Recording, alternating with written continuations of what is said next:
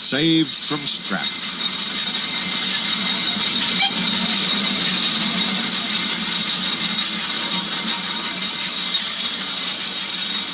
There is a scrapyard near Edward's station. It is full of rusty old cars and machinery. They are brought there to be broken up. The pieces are loaded into trucks, and Edward pulls them to the steelworks, where they are melted down and used again. One day, Edward saw a traction engine in the yard. "Hello," he said. "You're not broken and rusty. What are you doing there?" "I'm Trevor," said the traction engine sadly. "They're going to break me up next week." "What a shame," said Edward.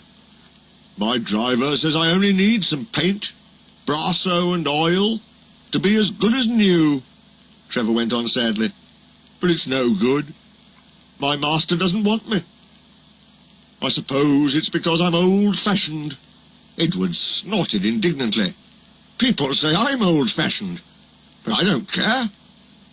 The Fat Controller says I'm a useful engine." "My driver says I'm useful too," replied Trevor. "I sometimes feel ill, but I don't give up like these tractors. I struggle on and finish the job. I've never broken down in my life," he ended proudly. "What work did you do?" asked Edward kindly. "My master would send us from farm to farm.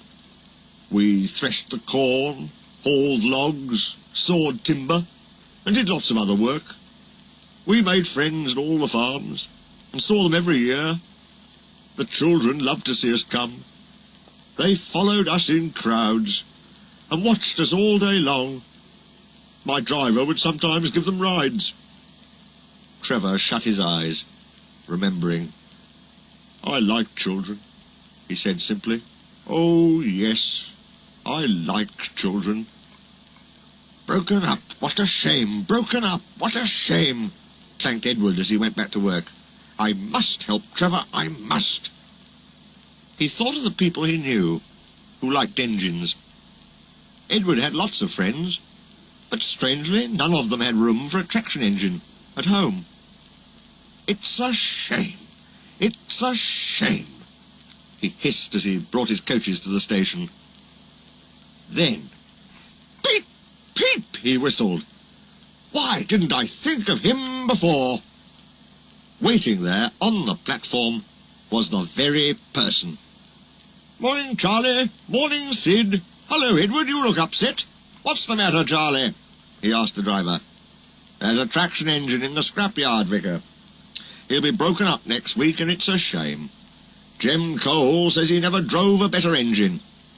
"Do save him, sir. You've got room, sir." "Yes, Edward, I've got room," laughed the vicar. "But I don't need a traction engine. He'll saw wood and give children rides. Do buy him, sir, please." "We'll see," said the vicar, and climbed into the train. Jem Cole came on Saturday afternoon. "The Reverend's coming to see you, Trevor. Maybe he'll buy you."